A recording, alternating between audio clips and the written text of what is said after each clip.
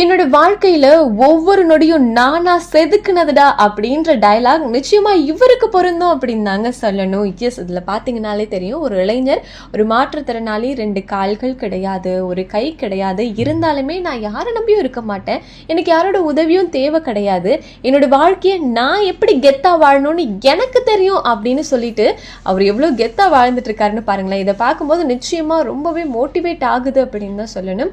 ஏன்னா காலைல எந்திரிக்கிறாரு, எந்திரிச்சிட்டு அவர் பாட்டு ஸ்கூட்டி ஒத்த கையிலே ஓட்டுறாருங்க. ஓட்டிட்டு ஜொமேட்டோவில் போய் வேலை பார்க்குறாரு. அதுக்கு அடுத்தது ஜிம்மில் போய் ஒர்க் அவுட் பண்ணுறாரு.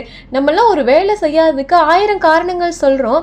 ஆனால் அவருக்கு காரணங்கள் இருந்துமே காரணங்கள்லாம் சொல்லப்பட வேண்டியவை கிடையாது, அது கொல்லப்பட வேண்டியவை அப்படிங்கிறத நிரூபிக்கிற விதமாக எந்த ரீசன்ஸும் சொல்லாமல் எனக்கு அரசு தர உதவிகள் மட்டும் போதும் அப்படின்னு வீட்டிலலாம் முடங்கியிருக்காம என்னோட வாழ்க்கையை நானே எனக்கே பார்த்துக்க தெரியும்னு சம்மகத்தாக வாழ்ந்துட்டு இருக்காரு அப்படின்னு தான் சொல்லணும். நிச்சயமாக வாழ்க்கை எல்லாருக்கும் ஒரே மாதிரி இருக்கிறது கிடையாது. லைஃப் நிறைய விஷயங்களை நம்ம கற்றுக் கொடுக்குது. இந்த மாதிரி இளைஞர்கள்லாம் பார்க்கும்போது ரொம்பவே மோட்டிவேட் ஆகுது.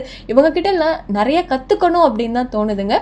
தன்னம்பிக்கை அப்படின்ற ஒரே ஒரு விஷயத்த மட்டும் வச்சு இந்த இளைஞர் வாழ்க்கையில சாதிச்சுட்டு இருக்காரு அப்படின்னு தான் சொல்லணும். ஸோ இதை பத்தி உங்களோட கருத்து என்ன அப்படிங்கறத கமெண்ட்ல ஷேர் பண்ணுங்க.